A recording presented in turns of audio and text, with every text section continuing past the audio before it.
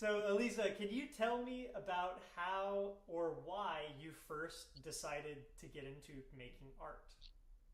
So it actually started after I graduated from my bachelor's degree. This is about a year ago now. So I had just started working full time. I'm an aerospace engineer right now. Oh, wow. Um, the place I work for is probably listed on your thermostat. But basically, so I got out of school, and school was always like, that's all you could do. You could maybe work, but like hobbies weren't like a thing. Not in my degree at least. And so, I got out of school and I was only working like 40 hours a week. And I was like, like, what do I do with myself? So, and like, work is stressful and then I'm bored on the side and it just didn't work. So I needed something.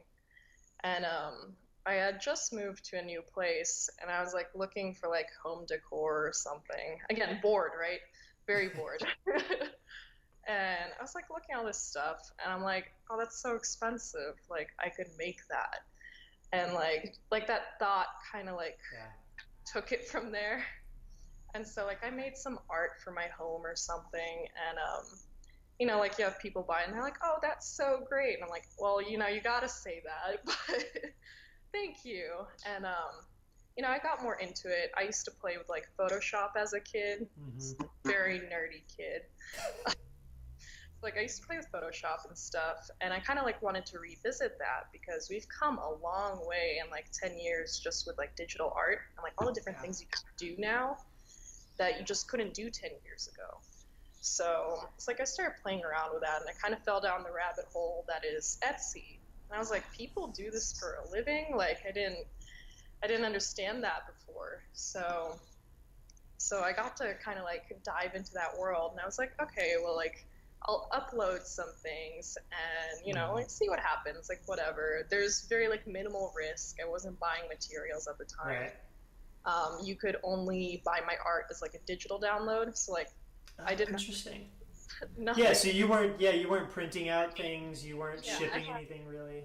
yeah no inventory, like nothing. So it was Yeah. like a cool way to start. And I think in my first month I made $3, and cool because it was like my $3. That's And great. yeah, and so it kind of like took off from there because you spend more time, you make more things, like you get more traffic and stuff. And I was like, wow, like people kind of like this stuff. I was like, okay, that's kind of cool. And I kind of like started learning a little bit more about marketing. Hmm. And as I learned like how to get exposure, I was like, wow, like this actually like makes revenue. Like this potentially like a side job. And so from there, like as I started learning marketing, I was like, okay, well, like you go online and shop, like you usually want to buy a physical product. And Yeah. it's like, even if you like buy art for like your home or office, you buy like one thing at a time maybe. And as I kind of like got into that, I was like, well, that's cool, but it's like such a small market. And I was exploring like print on demand services, so Hmm. things we have today like Society 6, where they take your art and print it on things, you never touch it. Yeah. And so I was like, okay, that's cool, but like, is there a way to like do this better? And a cool thing about Etsy is that they're very like, how do I put this? Like ethical about how they sell and all of their sellers. So per se, I couldn't necessarily like have a manufacturing partner who like maybe outsourced to like China. Like I couldn't do anything like that, and I didn't want to. So I started looking around, like obviously businesses in the States, and that's kind of how I got to Case Escape. Because like I looked at all these different things, I was Hmm. ordering samples, um, and they definitely weren't the cheapest, but the cheapest sucked. So I was like looking at The all these, cheapest is also China, typically for something yeah, like cases. just don't tell you. Yeah. And so I was like, okay, cool. Like, let's try this. I still don't touch the product. I send designs to someone who actually knows what they're doing. So it was like a very reliable way to do it. Hmm. And I think I have like a stats page. You can actually see how it like blew up my business. Oh, awesome. Deciding to offer phone cases on Etsy, you mean? Yeah, exactly. Yeah. So, okay. So this has like been my growth. I don't know if you can see Oh, this one. nice. So you can see the jump happen like right in the middle is just like so substantial. And just like diversifying was so cool because it brings traffic to everything you do. Yeah. So like I have a small website and it just all picked up from there. Hmm. And so it's been really cool. And I know for like a moment there I kind of struggled with like, okay, well like I just make phone cases, like that's what I do. And my boyfriend, he put it well. He's like, yeah, well like remember like you're in the modern day. That's what people look at. That's what people want. Yeah. Like you put significant other on your phone screen. Like that's what we do now. I was like, okay, that's cool. So your website, it's called 25 Hour Day Prints. Yes.com. What's Yeah. the origin of the name?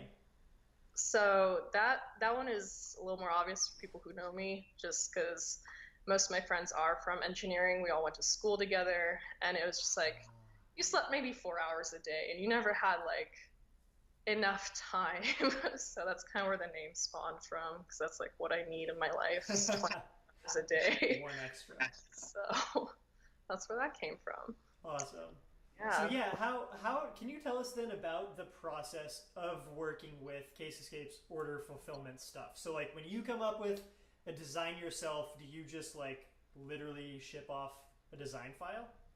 So yeah, basically, so they offered me like a couple different paths of order fulfillment, and I decided on I'd rather just like email them every time I have an order, even if it's Hmm. tedious. It gives me a lot more control. So I kind of can supervise the process. So basically, I send the invoice sheet just given me by Etsy. So it gives all the order details, address, everything, basically a packing slip. And then I send my design file, which is cut to a phone case size. So, and then they take it from there. It's really, that's it. Yeah. So, And so they do like all the shipping and stuff. It's almost like you're coming up with the design and you're like just drop shipping orders. yeah, I just hand it off. Um, and it's really nice because they're still in the States, so you're not, Hmm. like, you don't deal with like language barrier, things like that, which are more important in business than I think people realize. So, Yeah. so it's good to like have your bases covered. Yeah. And they're super responsive. Like, obviously, I can reply to customers in like a minute, but knowing that they will reply to me in the next minute is kind of really awesome. So, like it's great turnaround time. So, and it's been really great for like growing my business and stuff. And I've learned a lot from it. So, Awesome. Well, Alisa, can you tell us then what your plans are for the future of the business? good question. So I haven't even been doing this a year. This kind of blew up without me really like knowing it turn into something. Hmm. Um, but so far, I've taken a few marketing courses, and they've paid off really well. Honestly, I don't have like a 5-year plan per se, but it's definitely something I want to continue doing. Obviously, there are perks of being on Etsy, but a lot of sellers like to run independently because you don't deal with like their policies. It's your business. Sure. So like that would be the major next step. And you get like higher margins too if you're selling on your own site. Have like so much more control. Yeah. So it's a big leap because obviously like you trust Etsy or Amazon, but if you go to some random website, it's harder. So it takes time. It takes people years sometimes to like establish that kind of business. So next big step. Well, we'll be watching and waiting. Now I know what to do. Cool. Well, thank you for joining us. This has been awesome. Thank you. Problem.